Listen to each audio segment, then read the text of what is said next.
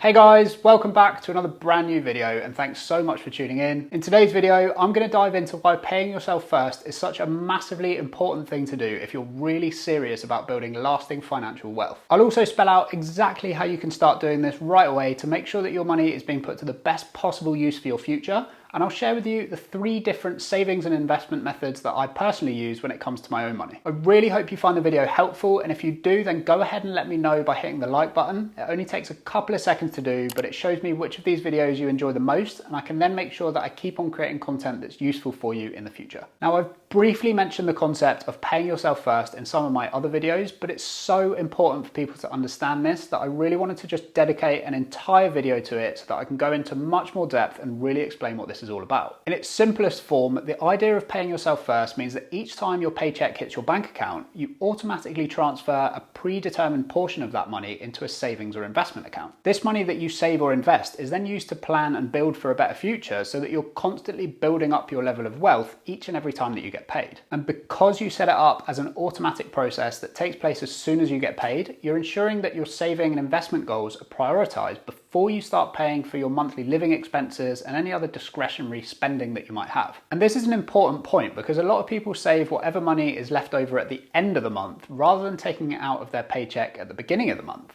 And that amount can quite clearly fluctuate depending on how much they spend throughout the month. The pay yourself first method also makes it much easier for you to set goals of how much money you need to save over a given period of time. And then it's really simple to figure out how much money you need to save from each paycheck to ensure that you hit that goal. How I tend to do this is by taking it 1 year at a time. So I'll figure out how much money I want to save over the next 12 months, and then I'll just divide that number by 12, which is how many times I'll personally receive a paycheck over the next year. If you get paid weekly, then you can simply just divide the amount you want to save each year by 52 instead. Once you've done this, you're going to know exactly how much money you need to save from each paycheck over the next year in order to guarantee that you hit your savings goal. And then it's just a case of automating it. I would suggest setting up a standing order to transfer your savings out of your bank account and into your savings or investment account immediately after you get paid, and make sure that it's before any other expenses leave your bank account. By paying yourself first in this way, and as long as you do stick to it, you can't fail to hit your savings goals. So now that you know just how important it is to pay yourself first, it's equally important to have a plan in place for the money that you are saving and investing. Many people use the pay yourself first method to focus solely on their long-term savings goals and ensure that they're going to have enough money to support them in their old age and retirement. But I like to look at this slightly differently, and I split my savings and investments into 3 different baskets where each one is being built up for a specific purpose. The first is for short to medium term savings, where I have a specific goal or goals in mind in terms of what I want to use that money for. Depending on what your individual goals are, this could be anything from saving for a house that you're going to live in to saving for an investment property that you want to buy and rent out. Or it could even be seed money to start a new business venture. The general idea is that this first portion of your savings is only to be spent in a way that is going to help you to continue building your wealth in the future. So if that were buying a house for you to live in instead of renting, then you'd be improving your financial situation by making monthly mortgage payments on your own mortgage instead of paying rent that goes towards somebody else's. And you could also potentially benefit if the value of your property went up and you look to sell it at a profit in the future. The second savings pot is for long-term savings and investments, and this is money that you shouldn't plan to touch for a very long time. In my case, this is money that I'll look to draw on when I'm somewhere around retirement age, so it really is just a case of investing it for long-term growth and also reinvesting any income that it generates. I keep most of this money in a couple of different index funds for the time being, rather than choosing individual stocks or bonds to invest it in, because that way I can get access to a really large and well-diversified pool of investments in just a couple of set and forget type investments where I don't have to worry too much about buying and selling all the time.